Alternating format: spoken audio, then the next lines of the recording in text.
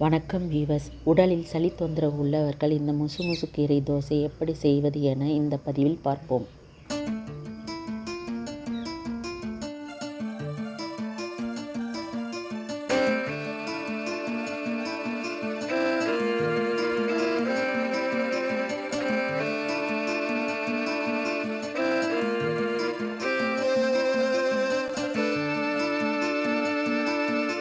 புழுங்கலரிசி, பச்சரிசி எதுவாக இருந்தாலும் பரவாயில்லை.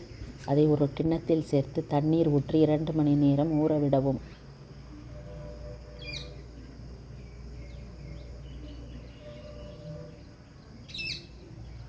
இதுதான் முசு கீரை கொடி.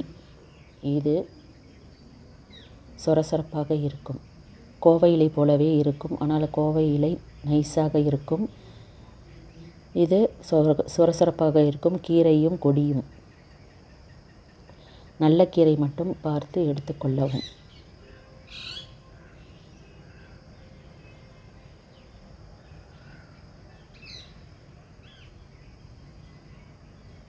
இவ்வளவு கீரை இருந்தால் போதும்.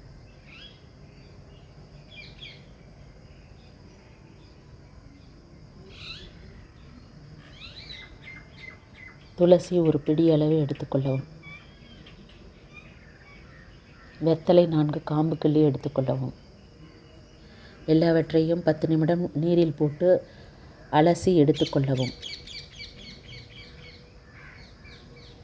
மிக்சியில் சேர்க்கவும் எல்லா கீரைகளையும்.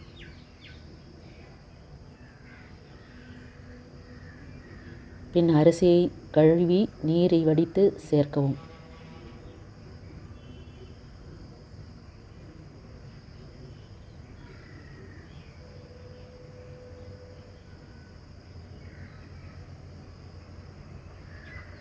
பத்திலிருந்து 15 மிளகு சேர்க்கவும்.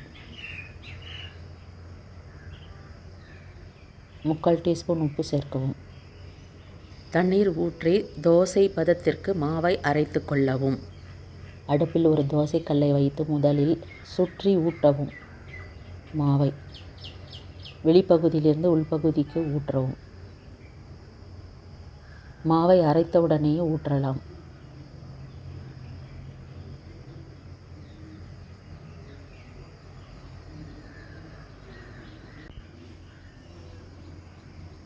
எண்ணெய் அதிகம் சேர்க்க வேண்டாம்.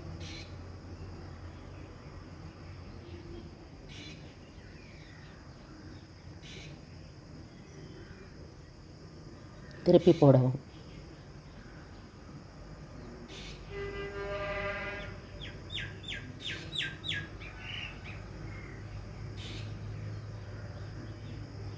தோசையின் வெளிப்பகுதியும் நன்றாக வேகும்படி இதுபோல் எடுத்து விடவும்.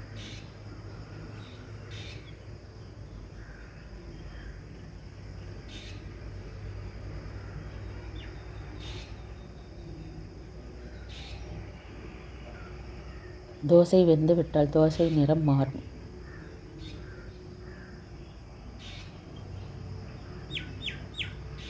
இந்த தோசை காலை உணவாக எடுத்துக்கொள்வது நல்லது.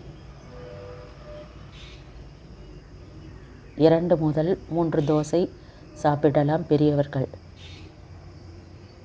இந்த தோசைக்கு தேங்காய் சட்னி அல்லது இட்லி பொடி வைத்து சாப்பிடலாம். முசு தோசை தயார். வியூவர்ஸ், இந்த பதிவு பிடிச்சிருந்தால் லைக் பண்ணுங்கள், ஷேர் பண்ணுங்கள், சப்ஸ்கிரைப் பண்ணுங்கள். நன்றி.